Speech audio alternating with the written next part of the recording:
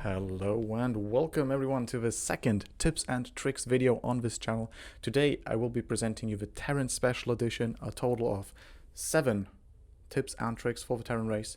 Of course, Protoss and Zerg players can benefit just as much by knowing about these tricks and, enabling them to abuse them. You might already know some of these tricks on the list, but this video is intended for Starcraft 2 players of all skill ranges, so I hope you enjoy what I have in store for you, and without further ado, let's jump straight in. Trick number 1. Now, trick number 1 is actually a really simple trick that doesn't really add too much to gameplay. However, it is still cool to know about, and that trick is Mule the Far Patch. So, as a Terran, whenever you drop down your Mule, make sure you pick one of the far patches as opposed to one of the close patches, as the Mule will mine the same amount of minerals over its 64-second period of life on both of these patches. However, if the Mule is mining on a close patch, it will die with a mineral patch in its hands before managing to return it to the command center. So you are losing 30 minerals from that mineral patch. It's a very, very tiny efficiency thing, but it's still good to know. Trick number 2. Now this one is also a relatively well-known one in my opinion, and that is that SCVs can stop building buildings and continue at a later time. So what does it mean? For example, when you go for an eBay block and Protoss comes down, decides, I want to build a Nexus. Oh, I can. Let me attack the SCV. You can actually hit the T hotkey and make your SCV stop mining. So you can run around, you can maybe go back in to build a little, or just run away entirely, saving your SCV, while the eBay still stays in place. You can use this on multiple occasions when you're doing a proxy barracks, an eBay block, when an adapt is harassing your SCV that is building a command center, and so on and so forth. Trick number 3. Swapping add-ons.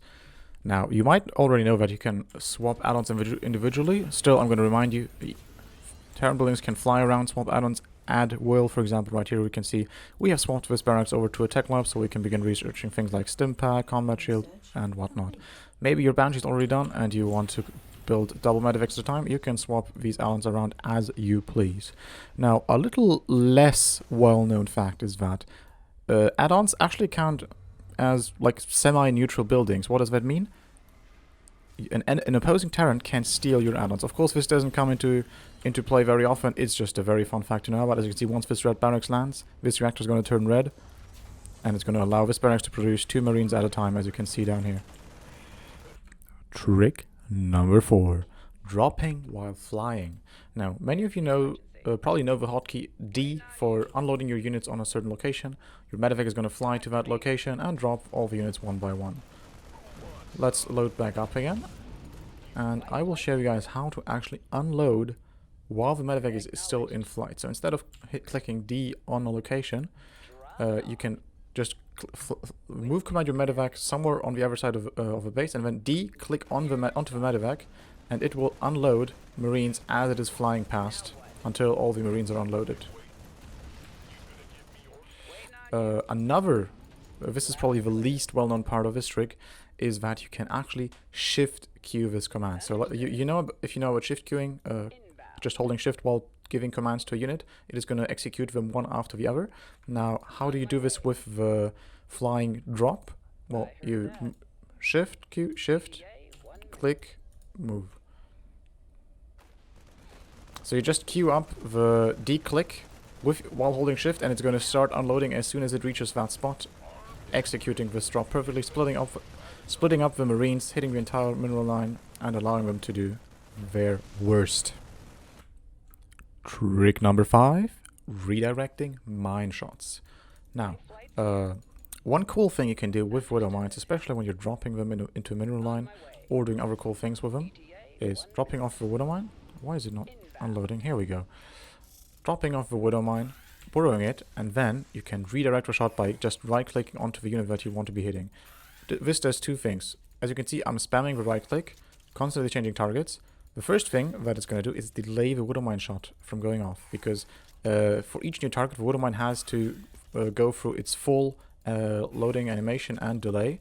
So if you keep redirecting the widow mine shot, it will never fire. Now, The second use is, of course, hitting your preferred target. Let's say you don't want to hit the probe on the right here, but you want to hit the probe on the left. You just leave it here, And the AoE is going to kill a few more probes. So you've successfully killed an extra 1 or 2 probes this way than you would have killed on the left side. On other uses, of course, if the Stalker was to be in the mineral line, you can redirect the shot onto the Stalker so that you kill the actual Stalker instead of just hitting the probes. Trick number 6. Interference Matrix disables everything. The Raven's Interference Matrix actually disables everything you can think of in this game. It disables auto attacks, it disables any ability any unit can cast. So for example, let's say we shoot out a Disruptor Ball and you Interference Matrix before the Disruptor Ball explodes. The ball is going to get cancelled and do no damage whatsoever. You can disable Colossi.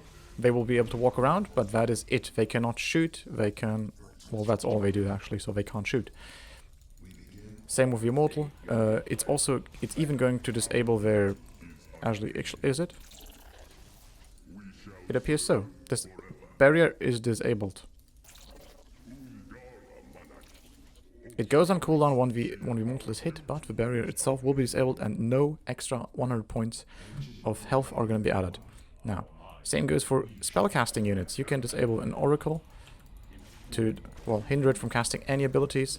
If the Oracle is already if the Oracle already has an active pulsar beam, it can no longer disable the beam, nor can it attack, so it's going to continuously lose energy. High Templars will not be able to storm, they will not be able to feedback, they will not be able to morph into an Archon. Same with Sentries, no Force Field, no Hallucination, no Guidance Shield, no attack. Everything will be disabled. You can also cancel Ghost Nukes with the Interference Matrix and many other cool things. Experiment at your own risk. Trick number 7. Using a Reaper Grenade to open up a Protoss wall. Now, as a Terran, you might have come across a situation where you've built a bunch of Hellions and you want to roast some probes. However, the Protoss has prepared for this, built a full wall, just like you would against a Zerg player, and put a unit in here. Normally, you would not be able to get through, as of course, the Stalker's blocking your way. However, with the power of the Reaper, and the KDA charge, you can throw a grenade right at the Stalker's feet, dislodge the Stalker, and move right in to roast some probes. That's all, folks. Thank you very much for watching. If you've learned a thing or two from this video, do consider liking and subscribing to the channel, as that is the best way you can help me out in this endeavor, so I can continue doing this. And also, if you have any tricks that I might have missed or that you feel I definitely need to include in the next video, please do drop them down in the comments. I will read every single comment and make sure to incorporate it into the next video, if, of course, it is a worthy tip. The next one is going to be a Zerg special edition, so do look out for that. And without further ado, Phoenix, peace out, have a good one.